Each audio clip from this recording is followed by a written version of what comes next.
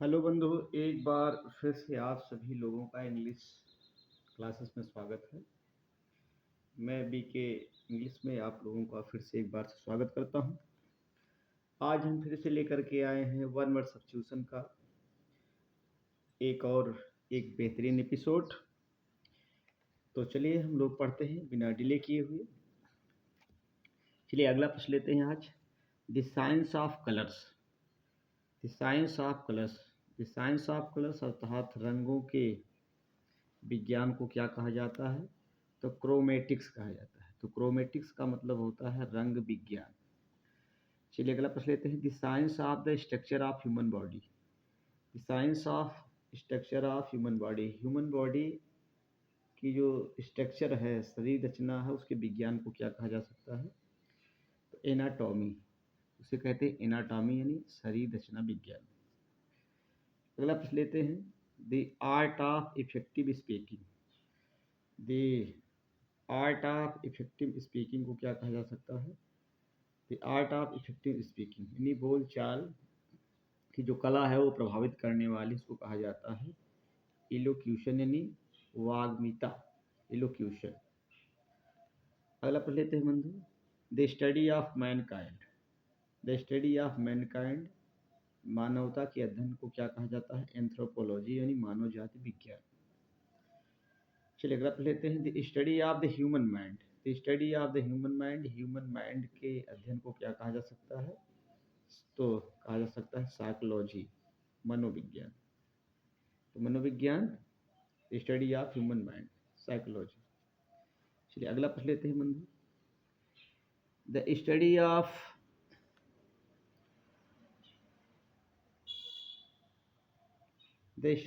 Physical life. The study of physical life यानी physical life के अध्ययन को क्या कहा जा सकता है? यानी इसमें जीव जंतुओं और मानव यानी प्राणियों का भी अध्ययन किया जा सकता है, तो उसे कहा जाता है बायोलॉजी, जीव विज्ञान।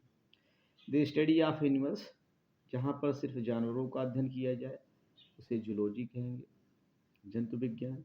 द स्टडी ऑफ एनिमल्स हो गया। The study of rocks and soil, जहाँ पर चट्टानों और जमीन का अध्ययन किया जाता है, रॉक्स का, तो उसे कहेंगे भूगर्भ शास्त्र, जियोलॉजी, जियोलॉजी कहेंगे उसे। और प्रश्न है अगला। द स्टडी ऑफ बर्ड्स, जहाँ पर पक्षियों का अध्ययन किया जाता है उसे कहते हैं ऑर्थिनोलॉजी, पक्षी शास्त्र विज्ञान, ऑर्थिनोलॉजी। चलिए द स्टडी ऑफ माउंटेन्स, पर्वतों के अध्ययन को क्या कहा जा सकता है? ओरोलॉजी, ओरोलॉजी कह सकते हैं। The study of language. The study of language, भाषा के अध्ययन को कहा जाता है philology. The study of stars, तारों के अध्ययन को कहा जा सकता है astronomy. The study of the origin and history of words. Study of origin and history of words, इतिहास के शब्दों के जो अध्ययन है उनको कहा जा सकता है इटाइमोलॉजी, इटाइमोलॉजी। अगला प्रश्न है। The study of ancient writing, प्राचीन राइटिंग के अध्ययन को कहा जा सकता है palaeography, palaeography. The art of beautiful hand writing, सुंदर हस्तलेखन की कला को क्या कह सकता है? Calligraphy. The art of beautiful hand writing, calligraphy. The art of preserving skin, the art of preserving skin, त्वचा के अध्ययन को जो सुरक्षित रखते हैं उसे क्या कहा जा सकता है? तो taxidermy. Government by the nobility, nobility वाली गवर्नमेंट को क्या कहा जा सकता है? एरिस्टोक्रेटी कहा जाता है। गवर्नमेंट बाय ए फ्यू, कुछ लोगों के द्वारा जो सरकार चलाई जाती है तो उसे ओलिगार्ची कहते हैं। Government by departments of state, ऐसी गवर्नमेंट डिपार्टमेंट ऑफ स्टेट जो स्टेट की डिपार्टमेंट के अनुसार चलती है, ब्यूरोक्रेसी कहते हैं। Government of for and by the people, government जो लोगों की द्वारा चुनी गई है उसे कहेंगे प्रजातांत्रिक, democracy. The right of self government, the right of self government की राइट की जो गवर्नमेंट होती है उसे क्या कहेंगे? उसे कहेंगे ऑटोनॉमी। चलिए ऑटोनॉमी कहेंगे उसे।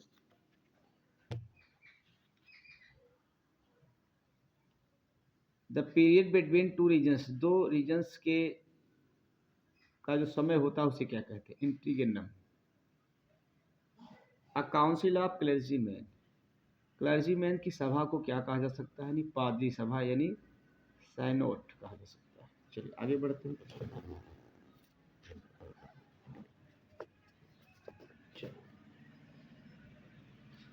The ceremony eight which a man becomes a priest, ऐसी सेरेमनी, ऐसा संस्कार जहाँ पर कोई जो है पुजारी बनता है उसे कहते हैं ऑर्डिनेशन। ऑर्डिनेशन कहते हैं। वायोलेटिंग रिलीजियस थिंग्स, तो वायोलेटिंग रिलीजियस थिंग में अपवित्रीकरण, सेक्रीलेस कहा सकता है उसे। One intolerantly devoted to a particular creed, one who intolerantly जो डिवोटेड टू पार्टिकुलर क्रीड, विशेष क्रीड से लगा हुआ है उसे कहेंगे बाई गॉड, कट्टरपंथी। One a man who has more than one wife at a time, एक ऐसा व्यक्ति who has one more than one wife, एक पत्नी से ज़्यादा जिसके पास पत्नी होती है, यानी एक से ज़्यादा जो शादी करेगा उसे कहा जाएगा polygamist. Polygamist. A women who has more than one husband, एक ऐसी महिला जिसके एक से अधिक पति हो उसे कहा जाता है पोलिंड्रिस्ट, बहुपतित्व। A hater of womankind, a hater of women, महिलाओं, ऐसा व्यक्ति जो महिलाओं से दूरी बना के रखता है उसे कहते हैं misogynist. One who is vow to unmarried life, one who is vow जो शपथ लेता है टू अनमैरिड लाइफ, अपना अनमैरिड लाइफ जीवन व्यतीत करेगा उसे कहते हैं सेलिबेट, उसे सेलिबेट कहते हैं, उसे बंधु सेलिबेट कहते हैं।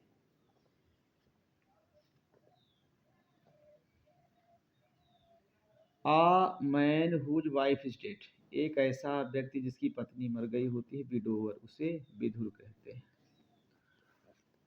A women whose wife is dead, widower. A women whose husband is dead, एक ऐसी महिला जिसका पति मर गया है उसे कहेंगे विडो, विधवा। Engage to be married, engage जो भी लगा हुआ है टू बी मैरिड, शादी करने के लिए, ऐसे व्यक्ति को कहा जाता है बिट्रोटेट, यानी मंगेतर। An instrument for recording the revolution of the earth, एक ऐसा यंत्र जो रिकॉर्ड करता है अर्थ की रिवोल्यूशनरी चीज़ों को, उसे कहते हैं जायरोस्कोप, यानी घूर्णदर्शी। जायरोस्कोप घूर्णदर्शी कहते हैं उसको।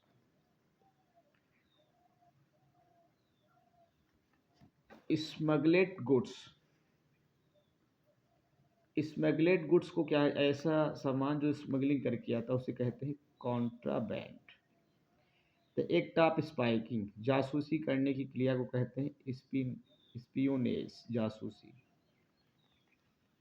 A knife fixed on the end of a gun, एक ऐसी चाकू जो कि किसी बंदूक के एकदम आखिरी छोर पर लगी होती है, देखा होगा बंदूक के आखिरी छोर पर ऐसी लगी रहती है, उसे कहते हैं BioNTech, bayonet. Soldiers on horses, ऐसे सैनिक जो घोड़ों पे सवारी करके निकलते हैं उसके कहते हैं cavalry.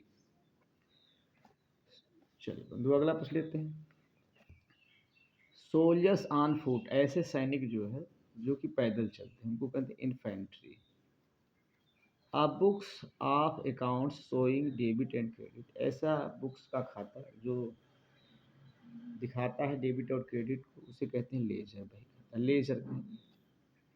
A book containing information on all the branches of knowledge, a book containing information, एक ऐसी किताब जो सूचना रखती है सभी प्रकार के नॉलेज की शाखाओं की, उसे कहते हैं encyclopedia. Encyclopedia. A record of one's life written by oneself, किसी व्यक्ति का जीवन इतिहास जो स्वयं वो लिखता है, व्यक्ति का जीवन इतिहास, किसी व्यक्ति का जीवन इतिहास जो स्वयं लिखता है उसे कहते हैं ऑटोबायोग्राफी, तो व्यक्ति का जीवन इतिहास जो उसके द्वारा खुद लिखा जाए उसे कहा जाता है autobiography. A record of one's life written by somebody else, किसी व्यक्ति का जीवन इतिहास जो दूसरा कोई लिखे उसे कहेंगे बायोग्राफी, जीवनी की। उसे ये आत्मकथा या जीवनी होगी। A speech by the dramatist at the beginning of a play, कोई स्पीच जो कि एक नाटककार नाटक के शुरू में ही देता है उसे कहते हैं प्रोलॉग। आई स्पीच, अगला लेते हैं